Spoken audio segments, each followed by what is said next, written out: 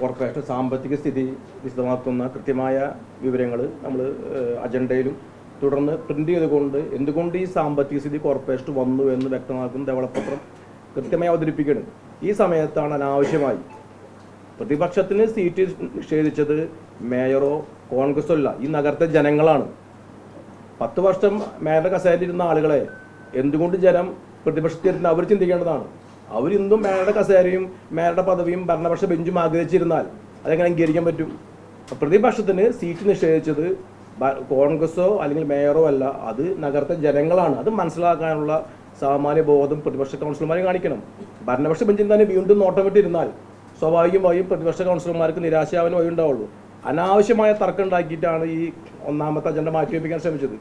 Corporation നിലവിൽ സാമ്പത്തിക സ്ഥിതി, കോർപ്പറേഷൻ ദൈനംദിന ആവശ്യങ്ങൾക്ക് ആകെയുള്ള ബാലൻസ് എന്ന് പറയുന്നത് 25 കോടി രൂപയോളാണ്.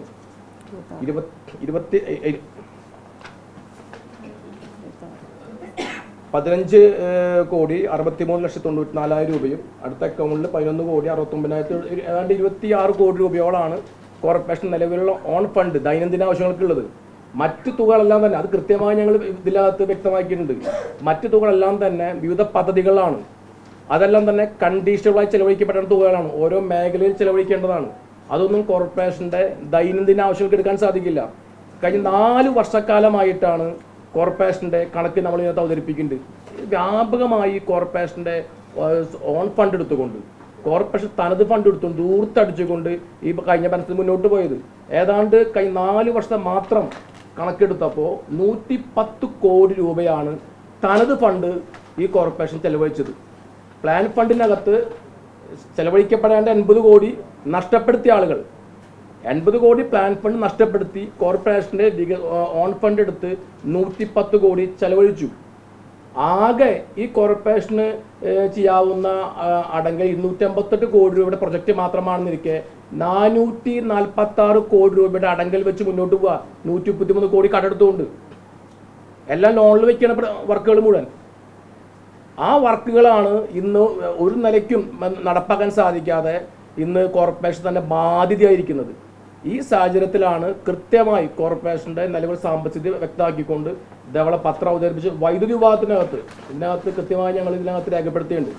വൈദ്യുതി വിഭാഗവുമായി ബന്ധപ്പെട്ട് 3,82 ലക്ഷം രൂപയോളം, ഏതാണ്ട് 4 കോടി രൂപയോളമാണ് ജലവൈദ്യുത പദ്ധതിക്കായി കൊണ്ട് നിക്ഷേപിച്ചത്.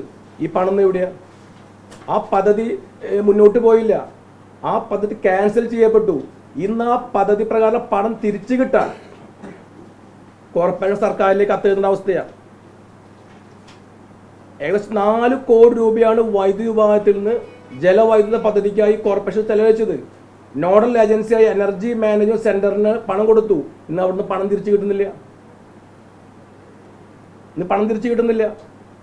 83 കോടി രൂപ കോർപ്പറേഷന് സംസ്ഥാന സർക്കാർ തരാണ്ട്, വൈദ്യുതി വിഭാഗം തരാണ്ട്. ഈ ജീവനക്കാർക്ക് പെൻഷനത്തിൽ കൊടുത്തുകയാണ്. 83 കോടി രൂപ സർക്കാർ ഇങ്ങോട്ട് തരേണ്ട പണം തരുന്നില്ല. ഇത് ചർച്ച ചെയ്യപ്പെടും സ്വാഭാവികമായിട്ടും. ഇതൊക്കെ ചർച്ച ചെയ്യുന്ന ഒഴിവാക്കാൻ വേണ്ടിയിട്ടാണ് ഇത്തരത്തിലുള്ള ഒരു നാടകം നടത്തി, സീറ്റ് കിട്ടിയില്ല നാടകം നടത്തി ഇത് ബഹളമാക്കി പിരിച്ചുവിട്ടത്. കോർപ്പറേഷൻ നിലവിൽ സാമ്പത്തിക സ്ഥിതി കൃത്യമായി ഇതിനകത്ത് ബോധ്യപ്പെടുത്തിയിട്ടുണ്ട്. ഇതിനകത്ത് 25 കോടി രൂപ 56 കോടി രൂപ ഓൺ ഫണ്ട് തനത് ഫണ്ട് എന്ന് പറഞ്ഞ് കോർപ്പറേഷൻ സംബന്ധിച്ച് ഏറ്റവും അപകടകരമായ സാഹചര്യമാണ്. ഇതെങ്ങനെ മുന്നോട്ട് കൊണ്ടുപോയിനകത്ത് ഇത് പൊതുസമൂഹത്തെ ബോധ്യപ്പെടുത്താൻ ശ്രമിച്ചപ്പോൾ ആ ബോധ്യപ്പെടുത്തും തടയാനാണ് ഇന്ന് ഇവിടെ ഇടതുപക്ഷവും കമ്മ്യൂണിസ്റ്റ് പാർട്ടി ശ്രമിച്ചത്.